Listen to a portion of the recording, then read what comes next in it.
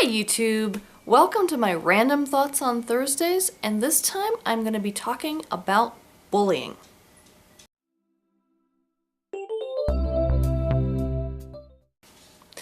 Okay, so bullying seems to be a pretty hot topic right now on the internet, and it seems to be all over YouTube and things, so I figured I want to chime in on the topic as well. One of the main reasons I want to kind of share my view on bullying is because I actually was bullied rather badly when I was in elementary school. And so I want to share my experiences and then kind of share my opinions based on that. So for me, the bullying started very early. First was kindergarten. And I didn't go to kindergarten in Chicago where I grew up. We were in Canada for 6 months, and the Canadian government made my family put me in kindergarten while we were there. So I ended up going to a private school. Don't know why I went to the private school, but that's where I went. And every week, once or twice a week when I was at school during recess, I would get kidnapped. There was a group of boys who didn't like me, and they would grab me from wherever I was in the playground, drag me behind a bunch of bushes, tie me up, and gag me, and leave me there until the teacher found me. And none of the other kids ever stopped them either.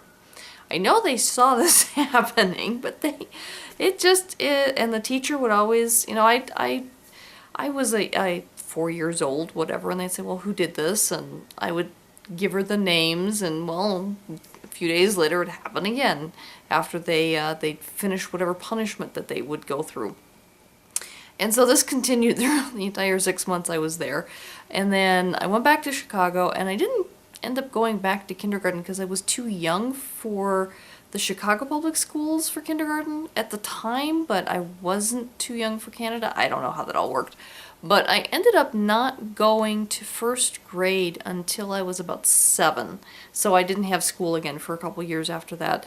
And then my grandmother kind of forgot to enroll me in school. So I started late. It was like October by the time I started first grade.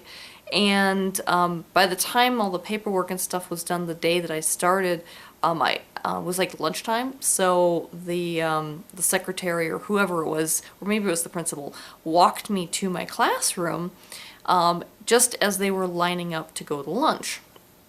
And so my teacher was like, well, hi, like everyone meet Gigi. That was the name I was going by at the time. That was my nickname. And everyone's like, hi. And then they put me at the back of the girls' line. And then they went walking down the hall to lunch. Well, this school had at one point there was an intersection. There was another hallway. And so our class had to stop to let another class go through. And so while we were stopped, I got my next introduction to how the rest of my elementary school years would go. There was a girl in front of me. I still remember her name was Angie. I don't remember her last name, I know her name was Angie. And she turned around and looked at me and said, I don't like you, and punched me in the stomach. So hard that I doubled over, couldn't breathe, and definitely couldn't eat lunch. So, without having said a single word to anyone other than hello, I got punched in the stomach, and it wasn't good. And then of course my grandmother came to school and talked to the kid, like, don't you do that to my granddaughter. That kind of thing never helps any. And that kind of thing kind of kept happening. At one point I think I was tackled from behind by a kid and nearly died because the corner of the slide hit me on the head, like right above my temple. If it hit my temple, the doctor said that I could have died. It's like, oh great. This was all first grade, and then, there were times when I'd get held down by one classmate and several other classmates would kick me, and I'd had numerous black eyes and that kind of thing. So that kind of stuff happened quite a lot. And it got so bad to the point where about halfway through 3rd grade I transferred schools, and some of my worst bullies actually transferred with me and followed me and kept harassing me. I honestly don't know what the heck was going on with that. And so I transferred back, and I transferred back. So I transferred back and forth a few times. And the last time I transferred out of the first elementary school, the principal said, well, this is the last time. You have to be sure, because if you leave now, you can't come back. So finally, I'd spent another year and a half at the second school before things got so bad and I got more black eyes and bruises and things, where I was like, okay, I've had it, but I can't go back to the first school. Well, there was another public school in the neighborhood that was still within the boundaries of where I lived that I could go to, so I ended up transferring there, and that was starting 6th grade for me. And of course those silly bullies tried to transfer there as well, but they got into really bad trouble very quickly and actually got themselves kicked out and expelled. So that ended that part of my torture, but I still had some of my new classmates still teased me quite a bit.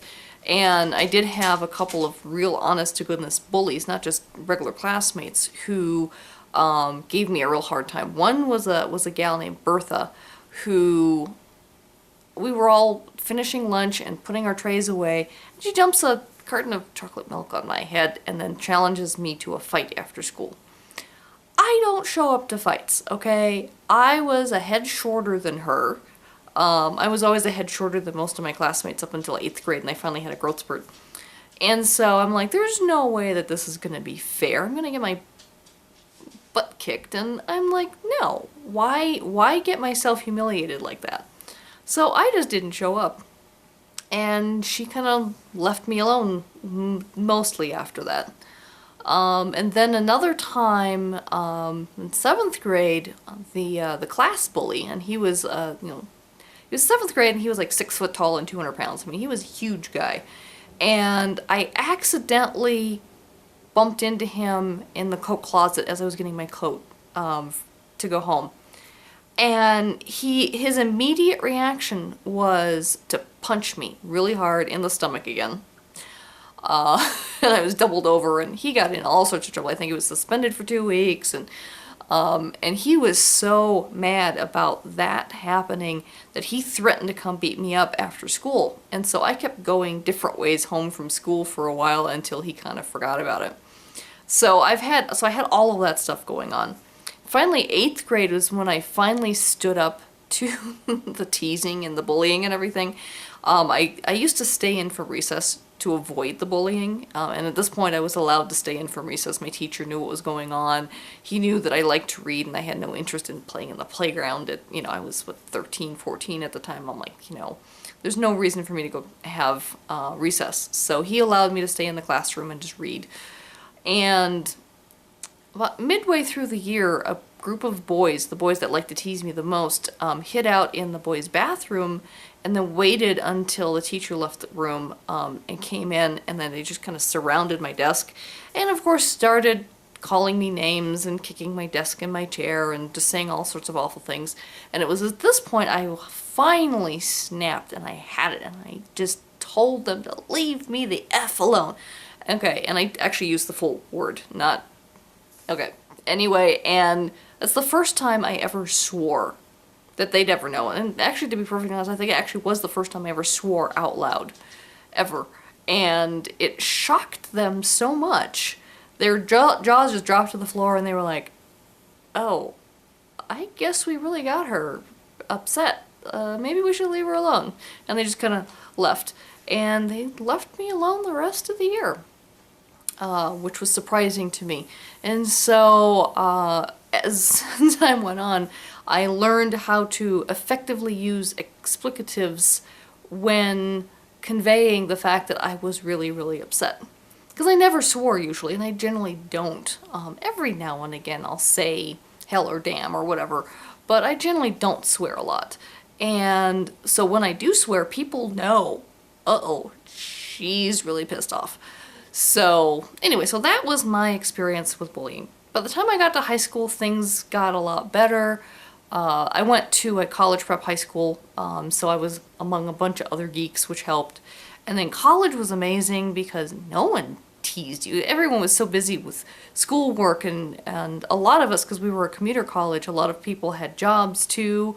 Most students did not live on campus, so most students either still lived at home or did roommates or had their own apartments or whatever. So we were just all so busy, there wasn't time to tease or whatever. And I didn't do frats and I didn't do sorority. Well, obviously I wouldn't do a frat, but I didn't do the sorority thing.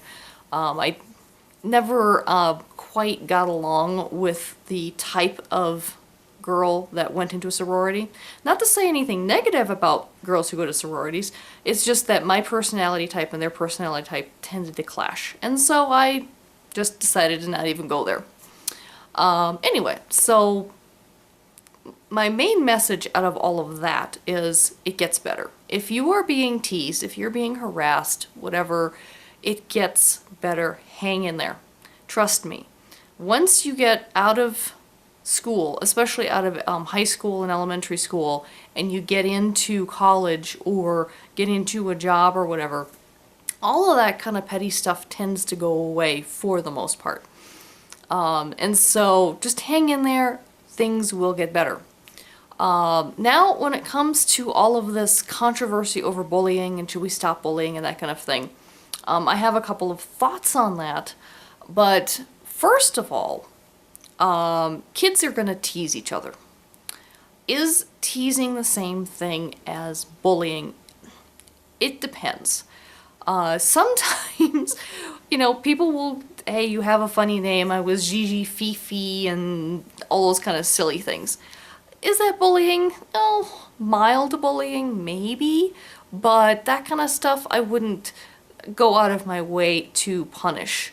Now, when kids start saying really, really cruel things about either that student or maybe someone in that student's family, maybe saying really bad things about the mom or the dad or whatever, maybe the dad works at a factory and and the rich kid says something nasty about the fact that the kid's poor, that kind of thing starts getting, a little bit worse, and it hurts the child's self-esteem and that kind of thing, and that is when the quote-unquote bully needs to be sat down and needs to be taught what's appropriate, what's not appropriate in terms of like, hey, you know what?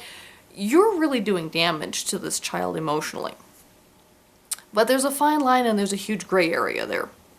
Now, when it comes to physical bullying, yes, absolutely. When the bullying starts getting physical, then I definitely think that intervention is absolutely necessary and it should not be tolerated. Because it's at that point that, kids can really lose hope. I am naturally a very optimistic person and I really loved school, which is probably one of the reasons I got teased a lot anyway.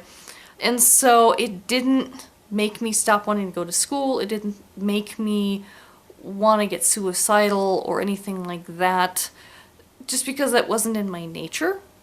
But I know that that's not true for everybody. And, the wrong cruel word to the wrong person can trigger suicidal thoughts. And that can be very dangerous. And that's where we've got to really be careful with kids, because, kids won't always open up. So I think, especially since the parents are not there when the bullying happens, often, but there may be a teacher who witnesses it, maybe there's a principal, maybe the janitor. I think all the people in the school environment where the child has the greatest risk of being teased, that's where all of the adults need to kind of work together and try and identify both who's being bullied and who is doing the bullying, and try and figure out ways of helping the kids who are being bullied, as well as, in a way, also helping the bullies, because a lot of times the kids who are doing the bullying themselves are bullying because they're also having problems. Maybe they're being abused at home, either by a sibling or by a parent or by an aunt or uncle or by the mom's boyfriend. I mean, there could be something else going on in that child's life that is causing them to lash out to other people, especially weaker people than they are. And so I think it's really good to kind of identify the bullies and figure out why are they doing the bullying. Also, I think, the kids are being bullied. I think they need to both be helped with their self-esteem, make sure that they don't fall into the whole suicidal thoughts area, and make sure that their self-esteem is being bolstered despite being teased and bullied and that kind of thing. But also try and maybe help that child see why they're being bullied in the first place. I mean, it's never that child's fault for being bullied. Bottom line, it's not their fault. But if you can perhaps address some issues which might be a cause for being teased. For example, like with me, I was a teacher's pet. I had no idea other kids hated me because the teacher liked me. If my teacher had maybe not shown favoritism, that factor towards my being bullied would have been lessened by a big degree, and I might not have been teased as much because of that. So there's a number of things where, maybe the teacher needs to make sure that they're not favoriting particular students. Same thing with the principal. If you become an adult favorite, the other kids are just gonna turn on you. So there's all sorts of factors there. And then when it comes to cyberbullying, yes, there's a lot of people online who will say things online that they would never say to a person face to face. And there's a lot of, there's called haters, they're called trolls, whatever. Is that bullying? Now, if the person doing the trolling or whatever actually knows that person in real life, I would venture to say that, yeah, that can become or be considered bullying. But there's a lot of people on the internet who they just say mean things to random people online for no reason other than because they think it's funny.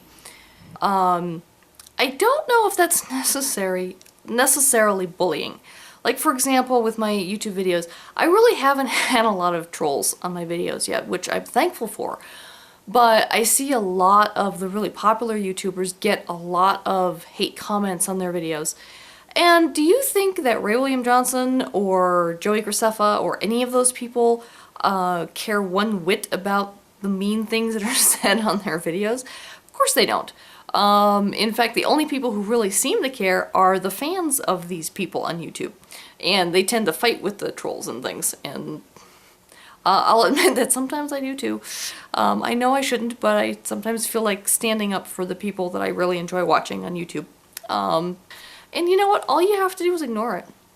When it comes to that kind of thing, if it's not someone you personally know and they're just throwing trash talk at you, ignore it. They don't know you. They don't know who you are. They have no clue who you are. They're just saying stuff to say stuff. And, I honestly don't see that as bullying, and I think that there's I forget where or which country or state or whatever where they want to make it illegal to troll on the internet. And I think that's a bit ridiculous, to be perfectly honest with you. People are gonna troll. People are gonna say hateful things. It's a fact of life that there's some people out there that once they have the anonymity of the internet, they're gonna say nasty things. And I don't see any reason to make a law to put these people in jail or fine them money or whatever.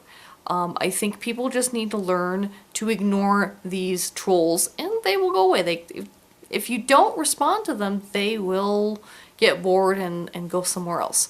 And, that's actually probably something that, the fact that I actually will engage with folks like that. And the people I tend to engage with, though, I can usually spot who is a real troll and is just saying crap just to say crap. But every now and again I'll see someone say something that isn't very nice necessarily, but might have a grain of truth in it based on their opinion formed on whatever they've seen or read or whatever. And I try and inject a little bit of perspective to that person. And I would say about 75% of the time when I do that, the person will respond back to me and say, hey, I didn't know that. Thank you. Sorry for saying whatever I did. 25% of the time, I get it wrong and the person just turns out to be a troll anyway and just starts harassing me too, and I just shut them down, I block them, I ignore them, whatever.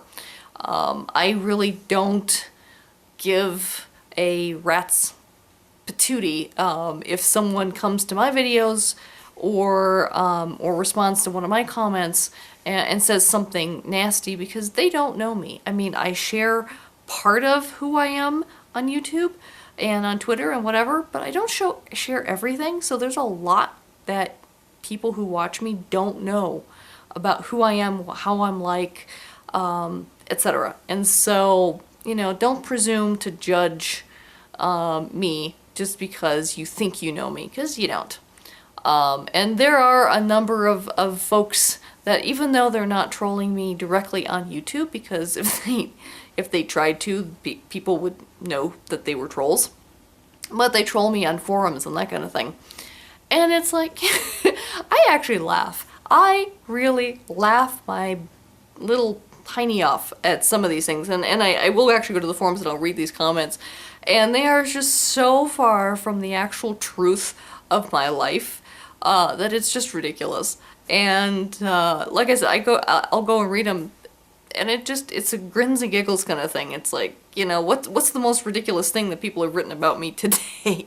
Because, you know, it's like, where do people get this stuff? It's just like, it's completely random half the time of some of these things. And there even have been a couple of times where people have taken like screenshots of my face from YouTube and then like photoshopped it to make me look really fat. I mean, I know I'm not skinny and I'm working on that, but I'm not like 200 pounds either. But you know what? If someone has that kind of time in their life to do that, whatever. To me, it's more hilarious than anything else. So, anyway, that is all I have to say about bullying. Just final message, again, if you're being bullied, hang in there. If the bullying is getting physical, definitely talk to another adult about that. I think that helps. If your teacher knows, you know, you can go to your parents if that's where you want to go, but you know, if your some kids are not comfortable going to their parents about this kind of stuff, but find a trusted adult. Find someone that you feel comfortable telling this to. Even if they can't help you, even if they can't stop it, I think sometimes just sharing it, not holding it inside and just having someone to share it with. Even your friend, you know, even if it's just a friend, you know, I think an adult can be better because they can give you more sage advice than a friend could, but getting it off your chest and sharing it with somebody, one person that you know you can trust, I think can make all the difference in the world, especially if you're getting physically bullied, because that's when it gets really bad. And that's, you know, that was my situation, was, you know, I was getting, you know, physically beat up on a regular basis, and that was not fun. I actually ultimately ended up going to the police reporting one of the bullies, and that actually helped. So yeah, you know, if you need to, file a police report against him if nothing else. But if you're getting physically assaulted, you know, sometimes you have to go to that extreme if nothing else works. So keep that in mind, and stay safe, keep your chin up, keep your spirits up as best as you can, and hang in there, because as I said, it does get better. Thanks for watching. Until next time, bye.